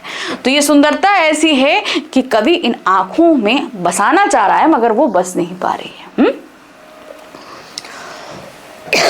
चलिए अब हम आ जाए अपने कौन से चैप्टर में, ये दंतुरित मुस्कान और फसल। ये हमारा कौन सा चैप्टर है, ये हमारा 5th चैप्टर है। तो क्वेश्चन नंबर 41 से लेकर 50 तक जो हमारे पास रहेंगे इन 2 कविताओं के प्रश्न रहेंगे। पहली कविता है ये दंतुरित मुस्कान और दूसरी कविता है फसल। नागार्जुन द्वारा लिखी गई ये दोनों ही कविताएं हैं जो हमने पढ़ी हुई हैं। इसमें जो पहला प्रश्न आ रहा है ये हमारी दूसरी कविता फसल से है। मिट्टी की उर्वरा शक्ति को कैसे बढ़ाया जा सकता है, फसल कविता के आधार पर लिखिए, यानी कि उसकी जो उर्वरा शक्ति है उसे हम कैसे बढ़ाते हैं।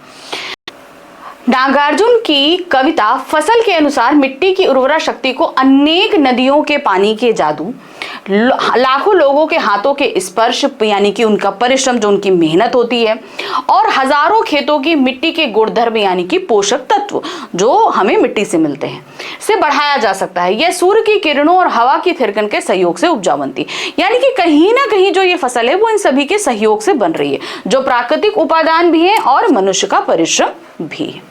अगला प्रश्न है यह दंतुरित मुस्कान के आधार पर मुस्कान की 2 विशेषताएं समझाइए। अब देखिए यहाँ पर जो 2 विशेषताएं हमने क्या किया, उन्हें हेडिंग्स में दे दिया। आप चाहो तो इन्हें अलग अलग पॉइंट्स में दे सकते हो, 2 पॉइंट में ये हो जाएगा, ठीक है। कविता के अनुसार बच्चे की दंतुरित मुस्कान की 2 प्रमुख विशेषताएं हैं। पहला है जीवनदायिनी शक्ति है वो।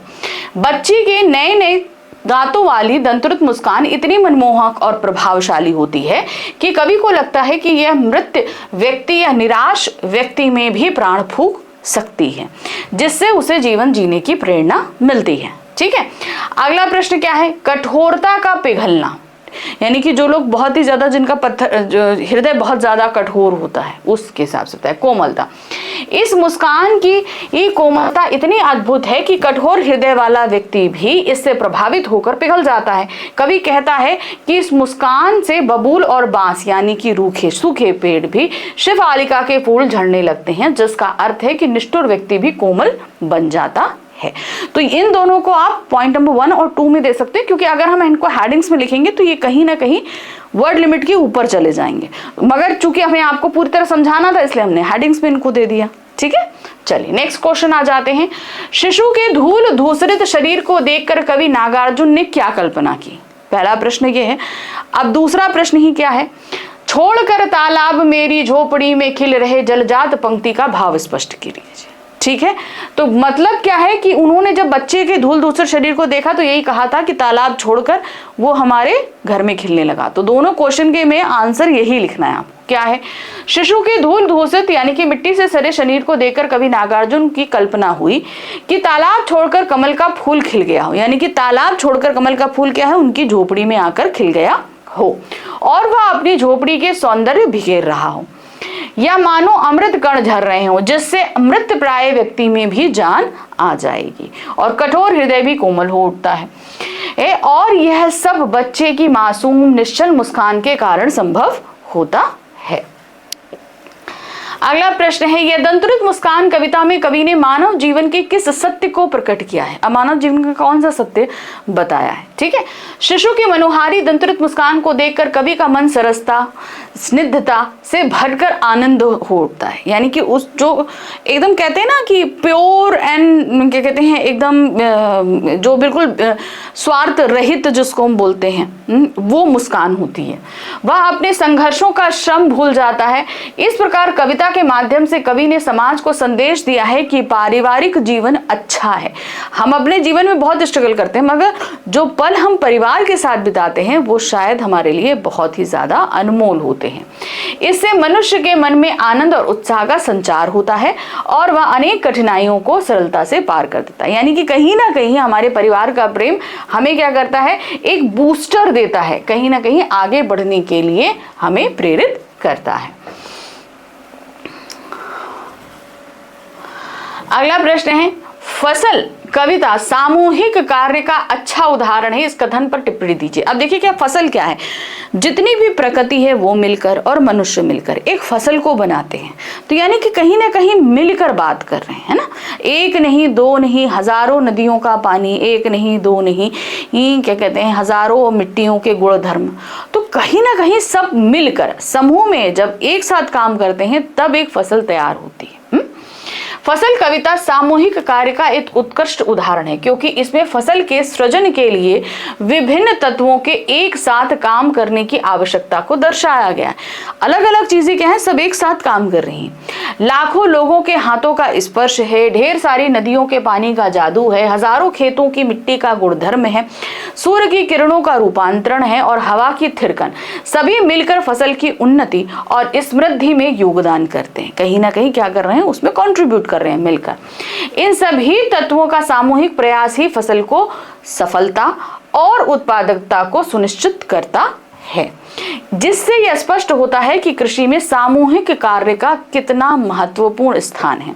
यानी कि सब मिलकर काम करेंगे तभी सब चीजें अच्छी हो पाएंगी। बच्चे से कवि नागार्जुन की मुलाकात का जो शब्द चित्र उपस्थित हुआ है उसे अपने शब्दों में लिखिए। ठीक है, अब इसमें आप एक तरीके से ये कह सकते हो कि इस कविता को आपको यहाँ पर पूरा भावार्थ लिखना है। जो चीज कवि अपने बच्चे से पहली बार मिल रहे हैं उसे एक कविता के माध्यम से प्रस्तुत किया है नागार्जुन जी ने, उसको आपको यहाँ बताना है। शब्द चित्र का मतलब पूरी कविता आप यहाँ पर बता दोगे। कवि एक शिशु दोनों एक दूसरे से अपरिचित थे। जब उनकी मुलाकात हुई तो बच्चा कवि को एकटक देखने लगा, मुस्कुराने लगा। इसी मनोहारी मुस्कान पर कवि आत्ममुग्ध एवं रोमांचित हो रहा है।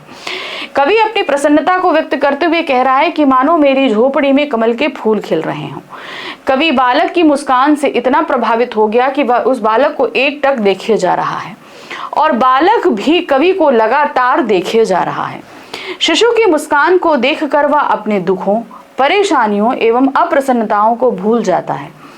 वह उसकी मोहक दंतुरित मुस्कान पर मंत्र मुग्ध हो रहा है। कवि उस मुस्कान से अभिभूत होकर उस बालक की माँ को धन्यवाद दे रहा था ना, और लगातार उसकी मुस्कान से आनंद का अनुभव प्राप्त कर रहा है। तो एक तरीके से हमने क्या लिख दिया, उसकी समरी, जो पूरी कविता थी उसकी समरी हमने यहाँ पर लिख दी थी।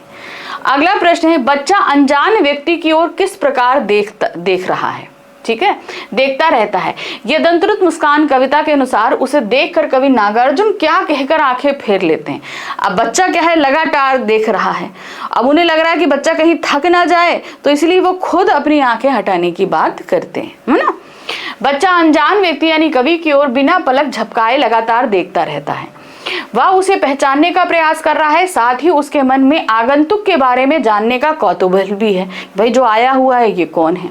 कवि ये कहकर कि कहीं बच्चा उन्हें एकटक देखते हुए थक ना जाए, आंखें फेर लेना चाहता है। क्या करता है, वो आंखें फेर लेता है, कहीं ऐसा ना एकटक देखते देखते वो थक जाए। कवि ने शिशु और उसकी माँ को धन्य क्यों कहा है, यह दंतुरित मुस्कान कविता के आधार पर बताइए। क्योंकि वो प्यारी सी मुस्कान, वो प्यारा सा बच्चा जो है वो उसकी माँ के कारण ही मिला है, इसलिए वो माँ को धन्यवाद दे रहा है। और उस बच्चे के कारण ही उन्हें एक नया एहसास प्राप्त हुआ है कि पारिवारिक जीवन भी कितना सुखदायी होता है, इसलिए वो बच्चे को भी धन्यवाद दे रहे हैं। कवि ने शिशु और उसकी माँ को धन्य इसलिए कहा है क्योंकि ये दोनों कवि के जीवन में सुखद क्षण देने वाले हैं। कवि के लिए शिशु की दंतुरित मुस्कान एक नया जीवन प्रदान करने वाली है। कवि के जीवन में शिशु की नई नई दांतों वाली भोली सरल निश्चल मुस्कान एक नई ऊर्जा एवं प्राणों का संचार करने वाली है। इसीलिए वह धन्य है और धन्य उसकी माँ भी है, क्योंकि यदि बच्चे की माँ नहीं होती तो कवि बच्चे की मंद मंद मुस्काती छोटे छोटे दांतों से युक्त छवि नहीं देख पाता एवं ना उसे जान पाता, देख भी नहीं पाता और ना ही जान पाता। इसलिए वो माँ को भी बोलता है कि भाई की माँ की वजह से उसे ये छवि प्राप्त हुई है। ठीक है, अगला प्रश्न है, यदंतृत मुस्कान पाठ में बाल मनोविज्ञान की छवियां बड़ी अनुपम हैं, कथन की सार्थकता सिद्ध कीजिए। बिल्कुल सही है, क्योंकि इसमें एक छोटे बच्चे की जो भाव है उसमें साफ तौर पर निकल के आ रहे हैं। एक बच्चा अगर अनजान व्यक्ति से मिलता है, वो उसका जान का नहीं है, तो उसे लगातार देख रहा है और जब नजरें मिलती हैं तो मुस्कुराने लगता है। तो कहीं ना कहीं वो छोटे बच्चे का जो मन है, जो उसका सोच विचार है, वो हमें कहीं ना कहीं देखने को मिल रहा है। ये दंतृत मुस्कान पाठ में शिशु कवि को पहचान नहीं पाता और यह स्वाभाविक है कि जब बच्चा किसी को पहचानता नहीं तब उसकी ओर वह अपलक यानी कि निर्निमेष देखता रहता है। इसके अलावा जब कोई अपरिचित उसकी ओर निरंतर देखता रहता है तो वह अपना ध्यान भंग करके इधर उधर देखता है। फिर थोड़ी देर बाद वह अपरिचित की ओर तिरछी नजर यानी कि कनखी से देखता है कि कहीं वह अपरिचित उसे देख तो नहीं रहा। यह एक छोटे बच्चे का बाल मनोविज्ञान है, बच्चों का मनोविज्ञान, यानी कि बच्चा क्या सोच रहा है, कि कोई उसकी तरफ देख रहा है नहीं देख रहा है, ये उसकी सोच का एक वानगी मात्र है जो 8 या 9 महीने का है। अतः इस पाठ में बाल मनोविज्ञान की छवियां यथार्थ में बड़ी अनुपम है, यानी कि ये वास्तविक में ऐसा होता है, सिर्फ कविता में ऐसा नहीं। एक छोटा बच्चा यथार्थ यानी कि वास्तविकता में ऐसा ही करता है। अगला प्रश्न है, बच्चे की मुस्कान और एक बड़े की मुस्कान में क्या अंतर होता है। देखिए, बच्चे की मुस्कान बिल्कुल निश्चल होती है, कोमल होती है, कोई कपट नहीं होता। लेकिन बड़े की मुस्कान क्या होती है, वो सिचुएशनल होती है। जहां उसका फायदा होगा वो वहां पर हंसेगा, नहीं है फायदा तो नहीं होगा, क्योंकि उसमें स्वार्थ भरा होता है। ठीक है, बच्चे की मुस्कान निश्चल, कोमल, निस्वार्थ, सच्ची और मनोहर होती है, मन को हरने वाली होती है। उसकी मुस्कान सबको अपनी ओर आकर्षित करती है एवं आनंद प्रदान करती है। उसमें किसी भी प्रकार छल कपट व भेदभाव नहीं होता। जबकि बड़ों की मुस्कान ईर्ष्या, द्वेष, कुटिलता, व्यंग, स्वार्थ और उत्साहपूर्ण भावों एवं अर्थों से युक्त होती है। यानी कि एक तरीके से जहां फायदा है वहीं पर दिखाएंगे। कभी कभी कुटिलता भी होती, कभी कभी हम दूसरों पे भी हंस रहे होते हैं, तो हमारी एक हंसी में कई सारे अर्थ निकल कर आते हैं। ऐसी मुस्कान बनावटी एवं दिखावटी होती है जिसमें कृत्रिमता यानी कि क्या होती है, आर्टिफिशियल। कृत्रिमता मतलब आर्टिफिशियल होता है। कुटिलता यानी कि कहीं ना कहीं हम कुटिलता यानी कि क्या बोलेंगे उसको, हम किसी पर चालाकी से हम हंस रहे हैं किसी पे, एवं अस्वाभाविकता का अंश विद्यमान रहता है। ऐसी मुस्कान उद्देश्यपूर्ण होने के पश्चात गायब हो जाती है, यानी कि जैसा ही हमारा काम सिद्ध हुआ वो गायब हो जाती है। चलिए अब हम आ गए प्रश्न संख्या 51, जहां पर हमारे काव्य खंड का छठा और अंतिम अध्याय है संगतकार। तो प्रश्न संख्या 51 से लेकर 60 तक यानी 51 to 60 हमारे पास में संगतकार चैप्टर के प्रश्न रहेंगे। ठीक है, पहला प्रश्न है, संगतकार द्वारा अपनी आवाज को ऊंचा ना उठाने की कोशिश उसकी नाकामयाबी क्यों नहीं है। संगतकार कविता के संदर्भ में लिखिए। ये उसकी नाकामयाबी नहीं है, वो अपनी आवाज अपने काम की वजह से नहीं उठा रही, क्योंकि ये महफिल मुख्य गायक के लिए है, वहां पर उसकी आवाज ऊंची होनी है, इसकी नहीं, संगतकार की नहीं, है ना। संगतकार द्वारा अपनी आवाज को ऊंचा ना उठाने की कोशिश उसकी नाकामयाबी नहीं है, इसके बजाय यह उनके कर्तव्य का निर्वाह और मनुष्यता का परिचायक है, यानी कि वो जो उसका कार्य है वो कर रहा है। संगतकार जानता है कि मुख्य गायक के साथ संगीत में सहयोग देने का उसका कर्तव्य है और उसकी आवाज को ऊंचा ना उठाकर वह गायक की स्थिति और प्रदर्शन को समझते हुए उचित समर्थन प्रदान करता है। उसे उठाना नहीं है, उसे सिर्फ उसकी आवाज से क्या करना है, मुख्य गायक की आवाज को सपोर्ट देना है। यह उसके पेशेवर और संवेदनशील दृष्टिकोण को दर्शाता है, जो न केवल उसकी विफलता को दूर करता है बल्कि संगीत की गहरी समझ और समर्पण को भी दिखाता है। ठीक है, वो ये नहीं दिखा रहा कि वो गा नहीं सकता, वो गा सकता है, लेकिन यहाँ पर उसका काम क्या है, मुख्य गायक को सपोर्ट देना। तो ये उसकी मनुष्यता भी है और ये उसके काम का कर्तव्य भी है। अगला प्रश्न है, मुख्य गायक और संगतकार की आवाज में क्या अंतर दिखाई पड़ता है। अब देखिए यहाँ पर मैंने 5 हेडिंग्स में दिया है, आप इन्हें 3 पॉइंट्स में दे दोगे तो भी, क्योंकि मेरे को जितने समझ में आए मैंने लिख दिए। अब आपको वर्ड लिमिट के अंदर अगर आपको काम करना है तो मुझे लग रहा है वर्ड लिमिट 3 आप इसमें पॉइंट्स दे दो, हेडिंग मत डालना, सिर्फ 1 2 3 करके पॉइंट्स देके आंसर लिख देना। ठीक है, हेडिंग्स में आप काम नहीं करना। याद रखना, जब वर्ड हेडिंग हम मोस्टली कब डालते हैं, जब हम लॉन्ग क्वेश्चन कर रहे हो। शॉर्ट क्वेश्चन में वही हेडिंग्स हमारी पॉइंट्स में तब्दील हो जाती हैं। मुख्य गायक और संगतकार की आवाज में अंतर। पहला है भारी बनाम कोमल। मुख्य गायक की आवाज गंभीर और बुलंद होती है, जबकि संगतकार की आवाज कोमल होती है। प्रभुत्व बनाम सहयोग। मुख्य गायक मुख्य भूमिका में होता है। संगतकार अपनी आवाज को दबाकर और नीचा रखकर मुख्य गायक के सुर को सहारा देता है। ठीक है, इसलिए वो कहीं ना कहीं सिर्फ सहयोग की भावना से गा रहा है। आत्मविश्वास बनाम हिचक। तो क्या होता है, मुख्य गायक आत्मविश्वास के साथ गाता है, लेकिन संगतकार की आवाज में अक्सर हिचक और संकोच होता है, क्योंकि वह मुख्य गायक से आगे नहीं निकलना चाहता, क्योंकि उसे कहीं ना कहीं अपनी आवाज को दबाना पड़ता है। ऐसा ना हो कि जोश जोश में वो ज्यादा जोर से गा जाए और मुख्य का आवाज की आगे निकल जाए, तो वो हिचक के दबाव के कारण उसकी आवाज में वो हिचक साफ आ जाती है। गूंज का अंतर। संगतकार अपनी आवाज का मुख्य गायक की गरजदार आवाज में मिलाकर उसे एक नई गूंज और मजबूती प्रदान करता है। भावपूर्ण और रक्षक। मुख्य गायक भावनाओं में बहकर कभी कभी भटक जाता है, तब संगतकार अपनी संयमित आवाज से उसे स्थिर रखता है। तो यहाँ पर उसका काम क्या है, एक रक्षक का, कि तुम अगर इधर उधर भटक जाओ तो मैं तुम्हारी रक्षा करके तुम्हें उसी मुखड़े पर वापस ला सकूं। ठीक है, अगला प्रश्न है, संगतकार कविता के संदर्भ में लिखिए कि संगतकार कौन होता है, उसके द्वारा किस प्राचीन परंपरा का निर्वाह किया जा रहा है। तो आपको मैंने ये सारी चीजें कविता के समय ही समझाई थी कि भाई महफिल जमती है तो पीछे जो सपोर्ट करने वाला, गाने वाला हो, तो जिसे हम बैकग्राउंड सिंगर्स कहते हैं, वो संगतकार होते हैं कि नहीं। संगतकार कविता के संदर्भ में संगतकार वह व्यक्ति है जो मुख्य गायक का साथ देता है और उसे संगीत प्रदर्शन में समर्थन प्रदान करता है। संगतकार द्वारा मुख्य गायक को अंतरे की जटिल तानों में खो जाने, अनहद में विलीन होने या तार सप्तक में गला बैठने की स्थिति में सहायता की जाती है। संगतकार इस प्रकार की परंपरा का निर्वाह करता है जो मुख्य गायक के प्रदर्शन को सशक्त बनाती है और संगीत की प्राचीन परंपरा को कायम रखती है। इसके साथ ही संगतकार गुरु शिष्य परंपरा को भी निभाता है, जिसमें गुरु के निर्देशन में शिष्य की मदद और मार्गदर्शन करना शामिल है। ठीक, अगला प्रश्न है, भाव स्पष्ट कीजिए। कुछ पंक्तियां हैं, इनका भाव आपको यानी कि अर्थ बताना है, क्या कहा जा रहा है।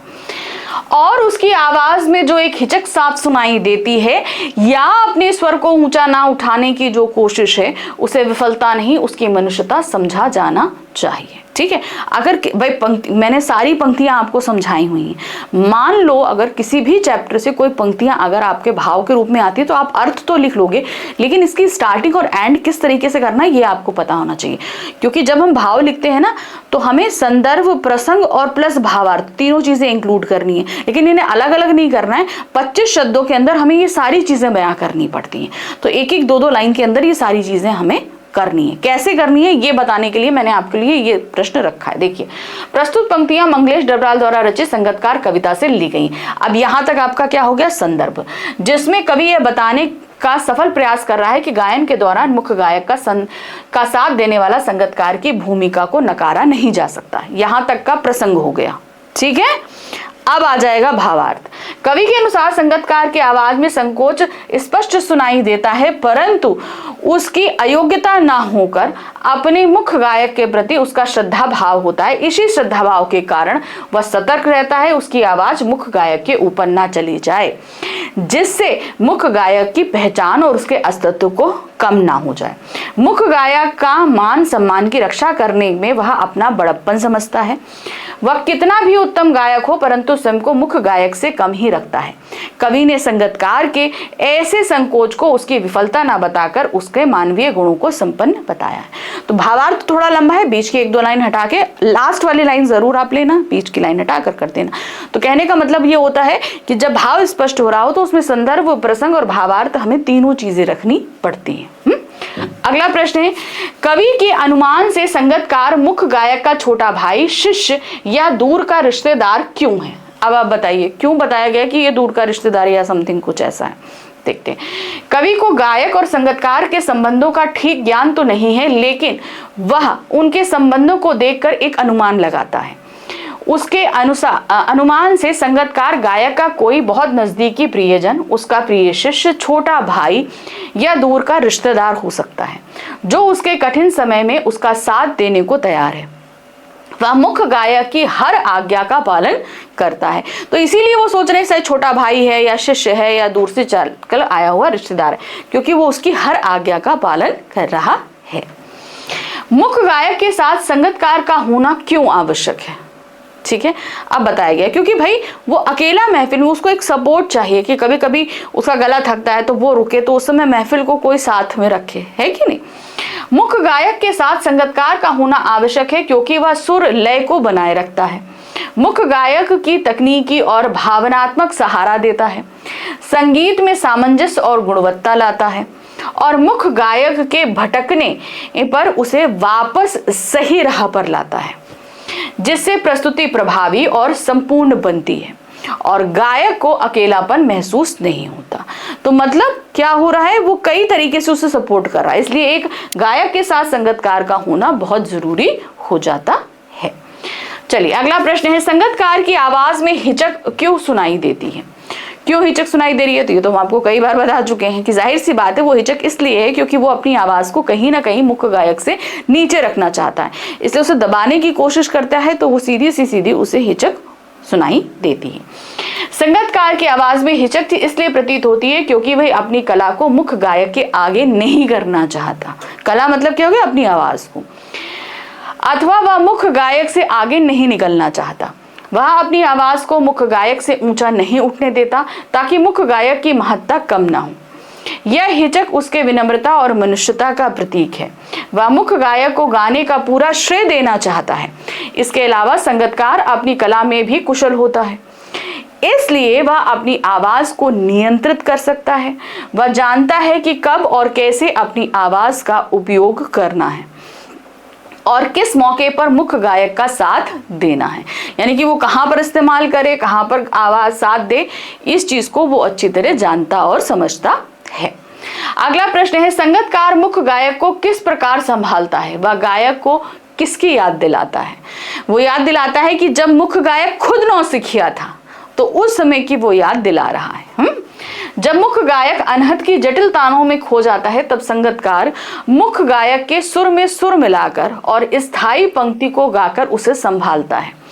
ऐसा करके वह मुख्य गायक को उसका बचपन याद दिलाता है जब वह खुद नौसिखिया था, यानी कि मुख्य गायक ने जब खुद नया नया गाना शुरू किया था तो उस समय की उसको याद दिलाता है। अगला प्रश्न है, संगतकार कविता में नौसिखिया से क्या अभिप्राय है? उसका गला कब रुंध जाता है, कहने का मतलब है। नौसिखिया का मतलब क्या है? जब कोई नया नया गायन वादन सीखता है। नौसिखिया हर फील्ड में होता है, चाहे पेंटर हो, चाहे नृतक हो, चाहे गायक हो, कोई भी हो।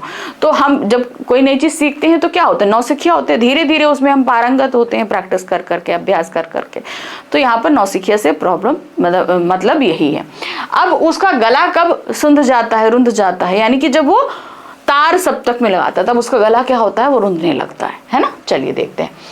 संगतकार कविता में नौसिखिया से अभिप्राय मुख्य गायक के बचपन के दिनों से है, जब उसने गायन सीखना शुरू किया था। ठीक है, जब मुख्य गायक गाने की स्थाई का गान करते हुए संगीत में स्वर विस्तार करते हुए कठिन तान में खो जाता है, संगीत के साथ स्वरों को पार कर अनहद की खोज में भटक जाता है। मतलब वो ऐसा रम गया है अपने गायन में कि वो कहां भटक कर चला गया उसे खुद को याद नहीं आ रहा। उस समय सहायक गायक ही गीत का चरण संभाले रहता है, यानी कि संगतकार।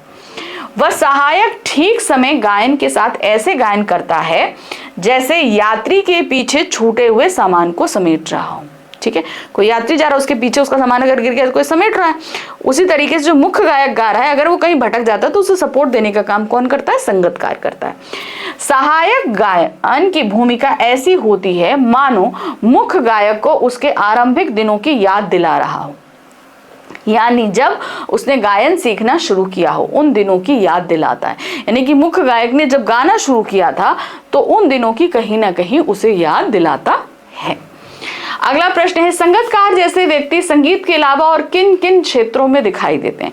तो ऐसे तो मुझे कहूंगी कि बहुत सारे क्षेत्रों में दिखाई देते हैं, लेकिन हमें बहुत सारे क्षेत्र नहीं लिखने, कुछ ही क्षेत्र लिखने जो हमारी वर्ड लिमिट के अंदर आ जाए। ठीक है, तो देखिए क्या है, संगतकार जैसे व्यक्ति निम्नलिखित क्षेत्रों में मिलते हैं। जैसे सिनेमा के क्षेत्र में, फिल्म में अनेक सह कलाकार, डुप्लीकेट, सह नर्तक व स्टंटमैन होते हैं।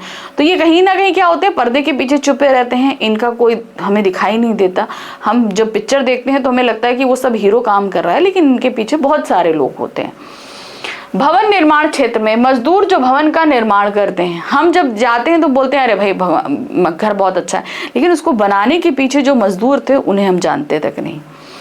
राजनीतिक क्षेत्र में संगतकारों की पंक्ति सबसे लंबी होती है। सामान्य जनता और कार्यकर्ताओं के द्वारा किए गए प्रयास का श्रेय उच्च नेताओं को मिलता है। बड़े बड़े नेताएं जाने जाते हैं, लेकिन उनके पीछे बहुत सारे कार्यकर्ता काम कर रहे हैं, उनकी तरफ कभी कोई ध्यान नहीं देता।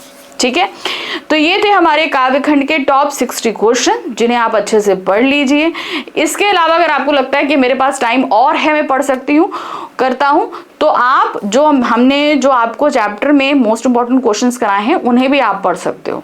तो काफी हद तक आपका पूरा सिलेबस है। वैसे तो आपके टॉप 60 क्वेश्चन पढ़ लोगे, चैप्टर आपने पढ़ लिया, 60 क्वेश्चंस पढ़ लिया, आपका पूरा सिलेबस रेडी है। ठीक है, अब इसी तरीके से हम गद्य खंड के भी ऐसे ही टॉप क्वेश्चंस और आपके कृतिका के भी लेकर आएंगे। तो आप जुड़े रहिए।